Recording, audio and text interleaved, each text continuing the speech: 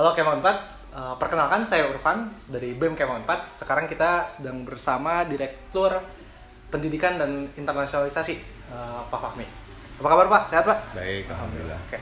Ya Pak, mungkin langsung aja. Jadi di sini kita akan melakukan diskusi dengan Direktur Pendidikan dan Internasionalisasi berkaitan dengan bagaimana sih respon Pak Fahmi berkaitan dengan pandemi corona ini. Yang mungkin banyak juga akhirnya kebijakan-kebijakan yang muncul dari rektorat, khususnya menyasar kegiatan perkuliahan dan akademik. Mungkin langsung aja Pak ya ke pertanyaannya. Ini dari beberapa mahasiswa mengkhawatirkan nih Pak, berkaitan dengan kapasitas dosen dalam menjalankan kuliah daring. Dari Bapak sendiri, apakah kemudian hal-hal yang akan dilakukan untuk melakukan penyetandaran itu Pak? Ada kekhawatiran? Berkaitan dengan kapasitas dosen dalam menjalankan kuliah daring. Iya. Oke, sebetulnya kuliah daring ya, normalnya ya, itu kan tidak wajib ya dilakukan oleh dosen. Okay. Jadi dosen itu boleh melakukannya dengan berbagai metode ya, sepanjang katakanlah tujuan pembelajaran tercapai. Nah, tapi di sisi lain juga dosen punya pilihan, apakah dia mau menggunakan blended learning. Jadi blended learning itu adalah sebagian sesi tatap mukanya yang biasa di kelas itu metodenya diubah menjadi katakanlah modul-modul online begitu yang bisa diakses di internet ya. Nah, itu normal, dalam keadaan normal, jadi dosen punya pilihan. Nah, tapi kan sekarang kita dalam menghadapi pandemi ini ya, COVID-19 ya. Jadi problemnya adalah pertemuan tatap muka itu akan dihindari kan? Atau kalau kita boleh sebut ya harus ditiadakan sama sekali, dalam artian untuk menghadapi untuk mengurangi kemungkinan adanya penularan virus ya dari orang ke orang kan. Jadi itu membuat pertemuan metode pembelajaran yang tatap muka ya itu menjadi tidak mungkin dilakukan demi meminimalisasi adanya perpindahan virus dari orang ke orang. Karena kita tidak tahu ya virus ini munculnya dari mana, siapa yang kena dan bagaimana. Maksudnya siapa saja yang kena virus tuh nggak kelihatan. Karena baru kelihatannya kalau dia mungkin sudah lumayan batuk, sakit gitu ya. Tapi sebelumnya tuh virus sudah ada. Gitu. Jadi memang dosen semuanya tidak dalam keadaan katakanlah siap ya untuk berubah ini ya. Cuman menurut saya dosen-dosen ini punya keinginan untuk tetap memberikan pembelajaran ya. Mereka saya lihat sih sangat bersemangat ya, walaupun kan tahu ya merubah kebiasaan itu kan berat kan, Feel-nya beda juga. Iya beda, dan itu bagi beberapa orang mungkin kalau keadaan normal mungkin nggak akan mau lah, saya mah mending yang biasa aja. Tapi di kondisi seperti ini membuat mereka harus berubah, harus katakanlah minimal dalam waktu pandemi ini mereka mau melakukan perubahan-perubahan, dan saya pikir mereka semangat gitu. Ya. Oke. Terus ini Pak, sebenarnya kalau ada nggak sih Pak pemerataan kebijakan untuk semua fakultas, karena ternyata ini kebiasaannya Pak ya, ketika misalnya ada sebuah kebijakan di level rektorat, ada masing-masing fakultas punya kebijakan yang berbeda lagi berkaitan dengan konsep daring ini. Nah, sebenarnya mungkin ingin diperjelas aja Pak, kira-kira kebijakan apa yang itu di level rektorat dan mana kebijakan yang di level fakultas berkaitan dengan kegiatan perkuliahan ke depan ini. Iya. Kebijakan umumnya adalah kalau lihat di aturan di live.unpad.ac.id ya. Itu yang pertama adalah pembelajaran yang online, yang tatap muka itu kan dipindahkan menjadi online. Ya. Kemudian kalau kita lihat nomor 2 itu disebutkan bahwa fakultas dan program studi itu mempunyai keleluasaan untuk memilih ya metode mana yang tepat ya. Apakah online-nya adalah online full, dalam artian online itu kan macam-macam metodenya ya. Jadi katakanlah bisa saja telekonferensi, bisa saja melalui email ya, bisa saja melalui WhatsApp ya, atau apapun lah medianya begitu. Banyak sekali media-media. Nah, itu kita sengaja dari rektorat tidak membuat aturan yang begitu rigid ya. Begitu teknis ya, Pak? Teknis karena keilmuan ini beda-beda. Jadi agak susah ya kita ngatur Unpad kalau satu kebijakan untuk katakanlah dalam hal keilmuan ya. Jadi metode yang terbaik adalah ini tuh susah sekali disebutkan karena bagi beberapa keilmuan ada yang lebih mereka pikir ada yang ini yang lebih baik, keilmuan lain berpikir mau ini yang lebih baik begitu. Dan juga tergantung macam-macam ininya variabelnya, dosennya. Ya ada beberapa fakultas yang dosennya memang sudah terbiasa dengan menggunakan online learning, itu mungkin tidak terlalu masalah. Tapi ada dosen-dosen yang kecenderungannya dia menggunakan tatap muka atau metode lain yang bukan online, itu kan juga lebih sulit untuk melakukan pembelajaran online. Berikut juga mahasiswanya. Mahasiswa Unpad ini beda-beda tiap fakultas ya. Baik itu socio-economic background-nya, kemudian juga perilaku hidupnya ya. Dan juga mungkin keilmuannya. Ada beberapa keilmuan yang katakanlah tidak terlalu bisa menggunakan online ya. Tapi ada beberapa keilmuan yang dengan menggunakan online pun bisa, nah gitu ya. Plus juga mungkin keterbatasan sarana ya. Okay. Ada beberapa fakultas yang bagus sarananya untuk dia punya studio sendiri gitu ya. Kayak Vkom dia kan punya studio sendiri. Kalau bikin video tuh enak banget di Vkom gitu ya. Tapi fakultas lain apakah punya? Tidak. Nah itu. Nah jadi dari pemikiran itu kita tidak membuat sebuah aturan yang rigid ya. Prinsipnya sebetulnya adalah di balik semua ini adalah bagaimana agar kita semua selamat. Itu sih sebetulnya. Tapi pembelajaran tetap diusahain maksimal gitu ya.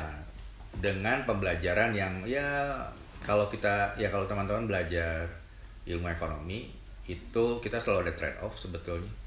Nggak bisa kita kayak saya pengen apa dan apa gitu ya. Jadi kadang kita harus ada memberikan sedikit untuk mendapatkan yang lain gitu ya. Jadi kalau kita pengen menyelamatkan anak-anak nih, maka pembelajaran kan online. Saya sepakat bahwa mungkin ada sedikit lag atau mungkin kekurangan sempurnaan dalam pembelajaran, tapi tujuan menyelamatkan anak-anak ini tercapai begitu. Ya.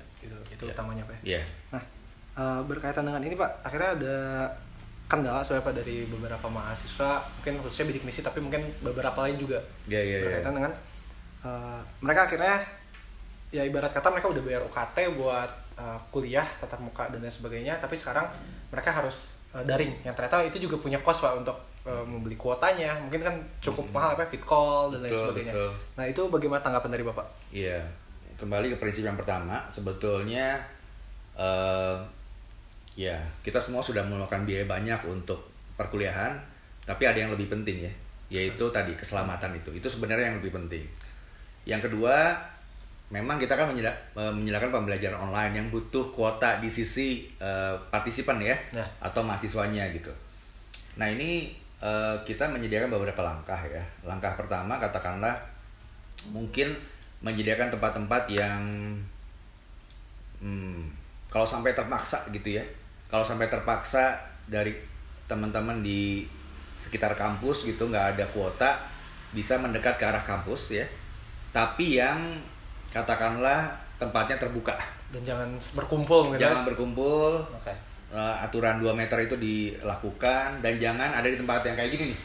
Sebetulnya kurang pas gitu ya. Jadi harus yang tempatnya terbuka.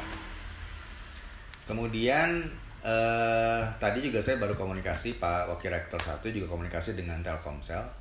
Telkomsel itu akan memberikan semacam support kepada kita. Jadi bagi mahasiswa atau kita pembelajarannya pakai apa sih? Misalkan pakai Live Unpad HID, pakai Google Classroom, pakai Zoom gitu dan sebagainya. Itu nanti akan dibebaskan kuotanya.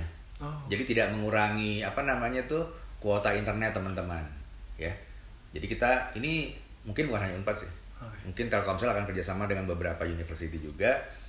Dan kalau mudah-mudahan dalam waktu yang tidak lama nanti pembelajaran dengan online dengan ke situs-situs tertentu yang kita sebutkan, yang kita sering gunakan untuk online itu kemungkinan tidak mengurangi kuota internet. Berarti paling nanti prosedur lanjutannya bakal dikabarin kemudian Pak ya? Saya pikir sih kan nggak perlu ada prosedur ya. Kan katakanlah kamu udah punya Telkomsel katakanlah, langsung ke internet ya kuotanya nggak turun gitu ya. Cuman kapan waktunya, nah itu kita tunggu dari Telkomsel. Oke, selanjutnya nih Pak, berkaitan dengan, karena kan kalau misalnya dilihat ini proses penyiapan kuliah daring ini cepat Pak ya. Dan mungkin mahasiswa juga bakal banyak yang butuh penyesuaian. Nah nanti kalau di lapangannya kita menemukan permasalahan berkaitan dengan kuliah daring ini, kita bisa nggak sih Pak ngasih feedback atau laporan kalau misalnya iya mekanismenya gimana dan akan ke siapa? Betul, kita kan punya help desk di situ ya? Live Unpad ACD ya. Okay. Jadi tolong telepon atau kalau lebih enak tuh email. Okay. Ada emailnya kan di situ. Jadi tertulis ya namanya siapa, dan mungkin lebih jelas kalau email. Kalau telepon ada kemungkinan timnya lupa atau karena terlalu banyak hilang gitu kan. Kalau email tuh pasti enak sih. Okay. Ya, itu sangat kita harapkan loh.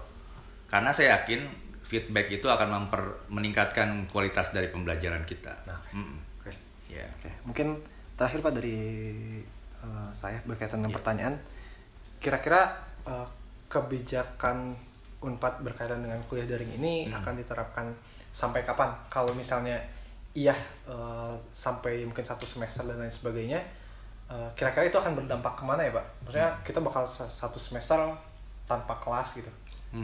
Itu akan seperti apa Pak? Iya. Saya sih nggak bisa berandai-andai kan. Karena kalau teman-teman tahu kan si puncaknya itu kan tergantung dari intensitas kita bertemu ya. Kalau katakanlah kita semakin sering bertemu nih gitu ya, maka tingkat wabahnya itu akan semakin tinggi dan recovery-nya akan semakin lama begitu ya. Jadi mudah-mudahan recovery-nya nggak begitu lama. Jadi ya let's say 2 minggu atau 3 minggu, ini saya nggak tahu ya. Maksudnya Bu Rektor juga bilang kan bahwa ini sampai kondisi memungkinkan untuk kembali ya. Tapi kalau misalkan setelah UTS masih perlu juga daring ya kita akan lakukan terus gitu. Ya kita nggak tahu sih. Mudah-mudahan sih secepatnya kita kembali ke kampus. Itu aja, kita doakan aja. Tapi berarti akan ada kemungkinan perubahan kebijakan kalau ketika ini udah cukup lama Pak ya? Iya, jadi kita pasti akan menginfokan lagi ketika sampai UTS. Karena kan orang-orang semua menunggu seperti 2 minggu ya. Jadi kayak hold 2 minggu gitu. Nah setelah 2 minggu itu, apalagi setelah UTS, ini kan minggu ke-5 ya. Jadi minggu ke-5, 5, 6, 7 itu perkuliahan, UTS katakan 8. Berarti dalam sebulan inilah mungkin ya. Dalam sebulan nanti ya bisa 2 minggu atau sebulan lagi mungkin ada info tambahan. Bagaimana dengan pembelajaran berikutnya? Mungkin itu Pak. Gitu? Terakhir Pak, dari Bapak mungkin ada hal yang ingin disampaikan ke kawan-kawan mahasiswa Pak? Iya, kalau saya gini, saya selalu positif ya. Positif dalam menghadapi berbagai hal. Terutama kayak sekarang ini sebenarnya bencana ya. Kita bisa mengeluarkan semua yang negatif ataupun keluhan gitu ya mengenai kondisi saat ini. Tapi kalau saya selalu ada hal positif dibanding bencana ini gitu ya. Pertama adalah masalah pembelajaran online, ya kan? Dari dulu Unpad tuh udah pengen tuh. Dari sekitar saya bayangkan sih mungkin 15 tahun yang lalu ingin pembelajaran online menjadi pembelajaran yang berkualitas di Unpad gitu ya. Tapi momennya tuh nggak ada. Momennya nggak ada. Dan sekarang saya pikir momennya ada. Selain internet katakanlah relatif murah dibanding 15 tahun lalu, aplikasi juga, dosen-dosen juga saya pikir capable, dan juga sekarang kondisi bencana ini membuat kita terpaksa kan menggunakan ini. Nah jadi tolong bagi teman-teman mahasiswa itu perkuliahannya dinikmati ya, maksudnya dinikmati, kemudian diberikan feedback sih, berikan feedback kepada kita gitu ya. Apakah kuliahnya ini lebih bagus dibandingkan tatap muka ya? Jangan-jangan lebih bagus dibandingkan tatap muka kan? Dan itu kan kalau lebih bagus maka kita akan lebih bersemangat lagi untuk mengembangkan pembelajaran ini.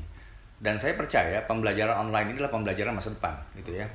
Jadi ada kemungkinan pembelajaran tatap muka di masa depan itu semakin lama bisa terdisrupt oleh pembelajaran online. Jadi itu yang saya harapkan. Jadi feedback komentar-komentar positif gitu ya. Saya rasa juga dosen juga happy tuh.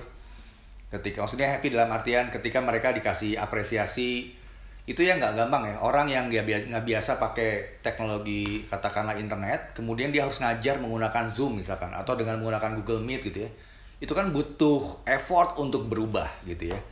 Jadi ketika ada kekurangan dalam penyelenggaraan itu teman-teman mohon support dosennya gitu ya. Jadi Bapak terima kasih udah memberikan walaupun ya gitulah. Jadi mereka akan senang gitu ya. Dan ketika mereka happy, mereka akan coba belajar lebih baik lagi untuk menampilkan atau memberikan pembelajaran yang lebih bagus. Gitu. Yang kedua terakhir stay safe ya, saya pikir ya. Kurangi pertemuan-pertemuan atau datang ke meeting-meeting yang saya pikir berisi atau mengundang banyak orang. Kalau bisa Anda tinggal di tempat-tempat yang kecil probability-nya untuk ketemu orang-orang lain gitu ya. Terus kemudian juga tetap olahraga, makan yang sehat gitu ya. Istirahat yang cukup. Ya mudah-mudahan nggak dalam waktu lama kita bisa melewati pandemi COVID ini. Itu mungkin. Ya sih. Ya. Pesan Pak Fahmi. Mungkin sekian kawan-kawan semua. Mungkin kami pamit undur diri. Terima kasih banyak.